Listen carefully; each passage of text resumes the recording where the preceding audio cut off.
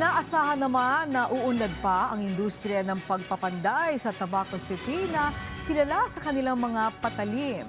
Ito ay dahil binuksan na ang kanilang bagong shared service facility na inaasahang makatutulong para manatiling buhay ang industriya hanggang sa mga susunod na henerasyon. Si Helen Balea ng Radyo Pilipinas Albay sa sentro ng balita.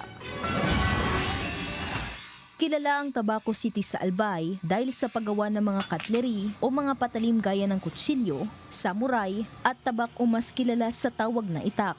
Kasabay ng pagdiriwang ng Tabak Festival ngayong Hunyo, formal na pinasinayaan ng Department of Trade and Industry o DTI, katuwang ang lokal na pamahala ng Tabaco City, ang isang shared service facility sa Barangay Cobo na siyang sentro ng cutlery industry sa lungsod.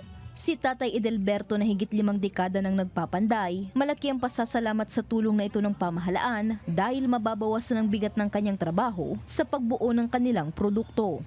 Mababawasan ng konti yung lakas na ilalabas namin sa aming katawan. Kasi mayroon na tayong dumating na machine. Galing niya sa gobyerno, sa pamahalaan. Bigay po sa amin tulong, hindi namin hiningi, hindi binili. Kusang tulong po nila.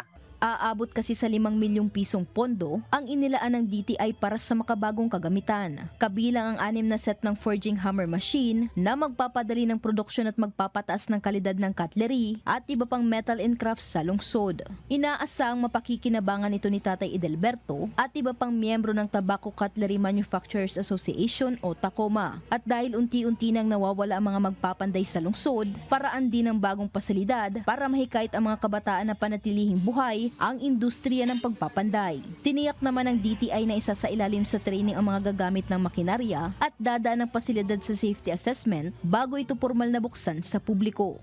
We will invite yung fabricator for a capacity building training para sa mga gagamit ng makina. Kasi hindi natin basta-basta yan pwedeng i-open without assuring yung safety. Kaya nga-invite namin yung DOLE, yung sa occupational safety, para mapag-aralan kung paano ma-prevent yung mga potential risk during operations.